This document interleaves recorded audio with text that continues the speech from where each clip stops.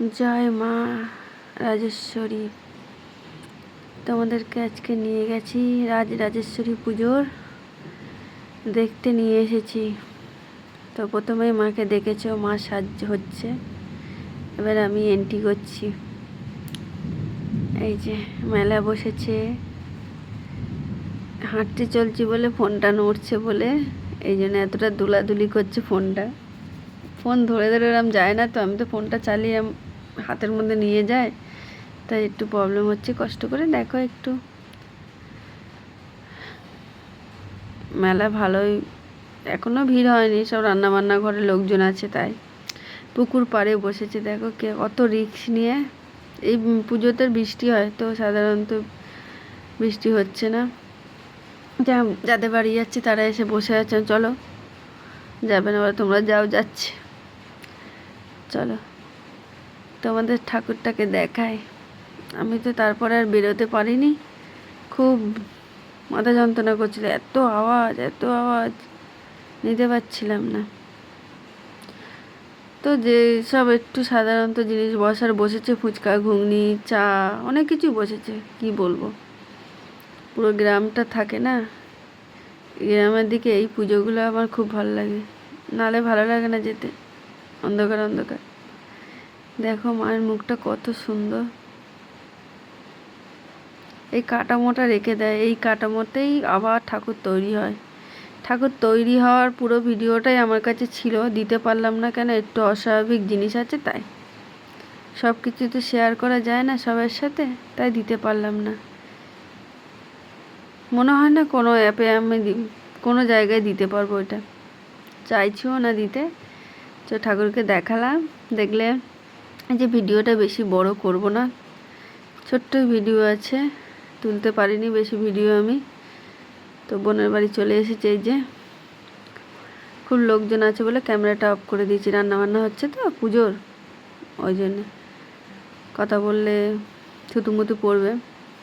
বোনের বাড়ির সামনে বলে, যাদের বাড়ির সামনে হয় তাদের সাধারণত একটু দায়িত্বটা দেয়।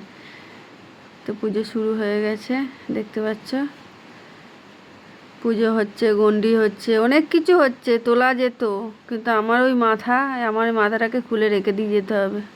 এত যন্ত্রণা হয় না কোনো চেল্লামিল্লি বেশি আওয়াজে। খুব সুন্দর লাগছিল পুজোটা, নিজে দাঁড়িয়ে থেকে তোলা, কাউকে দায়িত্ব দেওয়া, ফোন দিয়ে দেওয়া অসম্ভব, পারেই না ঠিক মতন তুলতে। তো যা দিয়েছে তাই অনেক। তোমরা দেখো, আমি যতটা পেরেছি তুলছি, তোমাদেরকে দেখিয়েছি। ঠাকুর খুব বড়, কত লোকজন আছে। ওই কি বলে মাথার মধ্যে গন্ডি দিয়ে এসে ধুনো পোড়ায় নাকি, ওইসবও হয়েছে। বাতাসা, প্রচুর বাতাসা হরিণট হয়েছে, বলছি না। আমি মিনিমাম 500-র মতন বাতাসা নিয়ে এসেছি, তো আমি গোড়াইনি।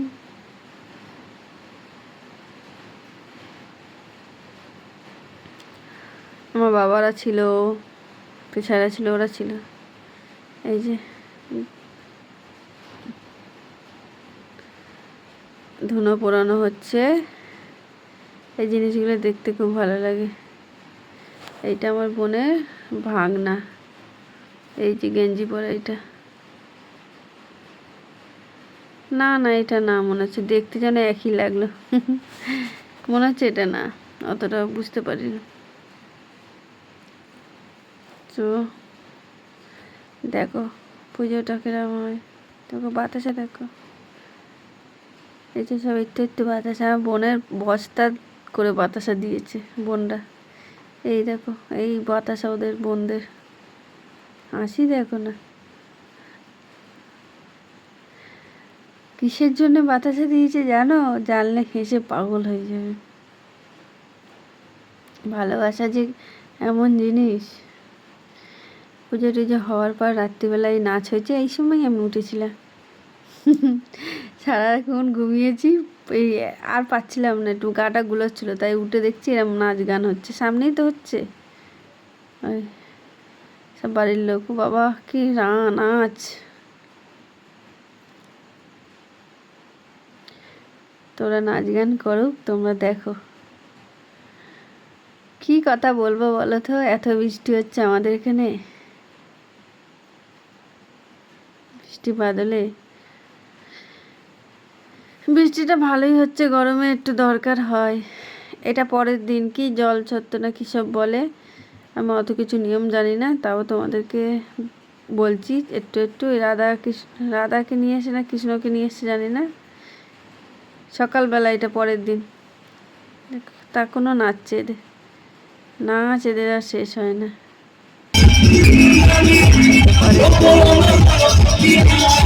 টাটা বাই বাই, সবাই দেখো।